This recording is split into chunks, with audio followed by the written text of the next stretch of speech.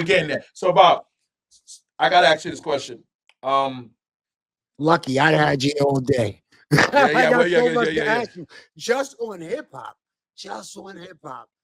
Just on hip hop. Well, Bob, what's the best decade in hip hop? You gotta give me that, Bob. You gotta give me that. Best decade in hip hop.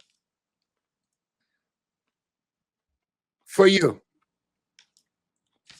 I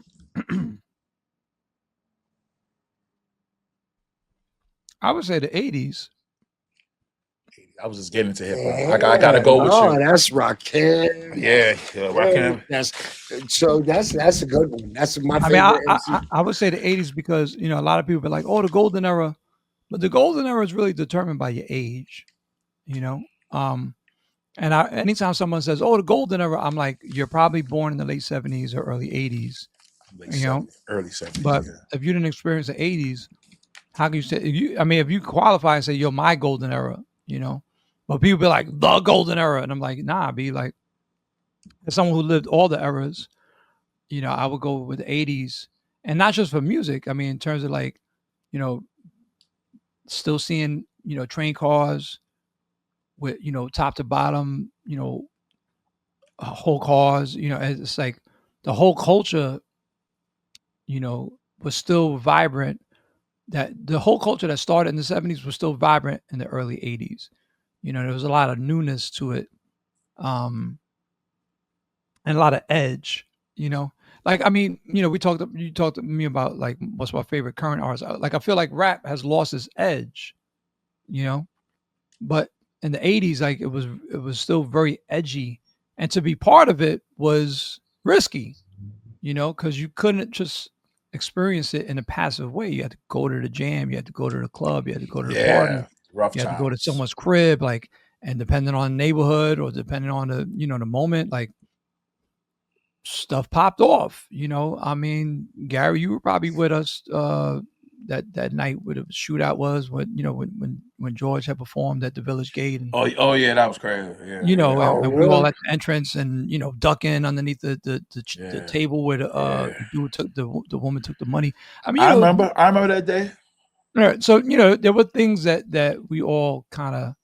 I don't want to relive, I don't either. And I'm glad, Bob, I forgot about that shit, Bob. I'm sorry about that, bad. Because I swear to God, I went home and said, I ain't going out no more, man. Bob, we could have got killed that night, Bob. It had nothing to do with us.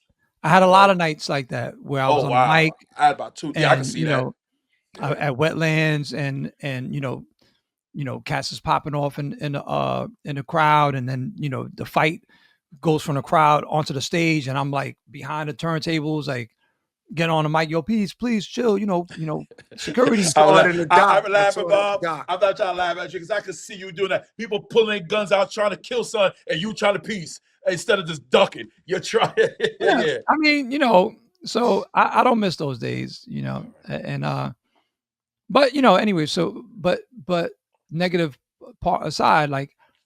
I experienced hip hop in a very pure way in the 80s. And then in the 90s, I started working at Def Jam, which was a two-sided coin because, now I'm like behind the scenes, but I'm also seeing like the dirty side of the business too, the industry, like, and, the under the table payments and, and all that other stuff. And it's just like, oh, wait, nah, like I'm just here for the purity of it, a little culture. I'm not here for all this extra stuff. So, so I know you don't there, but you're gonna answer this is big. What do you think about Diddy's story, real quick? A little 2 minutes. What do you think about him? His case, how it turned out? I have nothing to say. I don't pay any mind to that. I know you. I knew that, Bob. But this is my thing. here. I got two more big questions. Bob, I know you for years. I never knew you was into DJing like that. I swear, literally. Never. Still to this day, I'm just starting Bob DJ. I know basketball. I know sneakers. I know everything. Little graffiti. Do you still? No. I never did graffiti. You danced though. You danced a little bit. I saw. I have danced. And Bob, you're kind of like me. We have rhythm, but your dance makes no sense. My dancing makes no sense. But people laughed at us and they liked it. Yeah. I was like a clown dancer. Yeah. So Bob. What do you have like? So say none of my DJing. Explain that to me 2 minutes, Bob. I never knew about your DJing, man. Like really, when you took it serious, did you get good? I don't know. Still DJ. That was I haven't done an in-person appearance or travel in 5 years because of family responsibilities. That's why I'm doing this interview remotely. But you know, I DJ on twitch.tv/coolboblove. And have a tremendous global following there. In my prior to the ongoing pandemic starting in 2020, I mean I DJed in like 47, 48 countries around the world. You know, are you good, Bob? I don't be, Bob, I'm not being front, Bob. Yeah, no, Gary, I'm a much more skilled ball player than I was a DJ. It makes now. All right, thank you. I understand the comparison. But a lot of people booked me, and a lot of dancers came out to hear me spin because I love music and I understand how to make people dance to music that they don't know.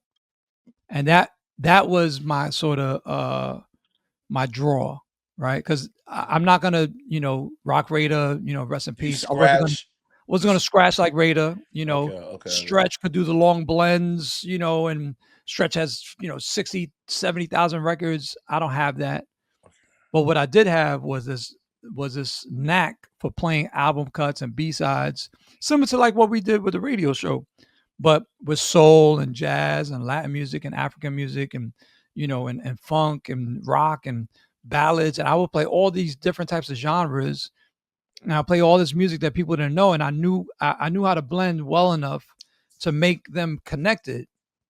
And people would get this new experience basically, and when they would come hear me play, because they weren't hearing the songs I was playing on the radio, and they wasn't hearing other DJs play it, right? So it became like this unique experience. You come hear me spin, you're gonna hear some joints that you just never heard. So people come up, yo, what record is that? People writing down the records, and so that was how I became known globally as a DJ, Gary. So Bobbito, aka the B-side king.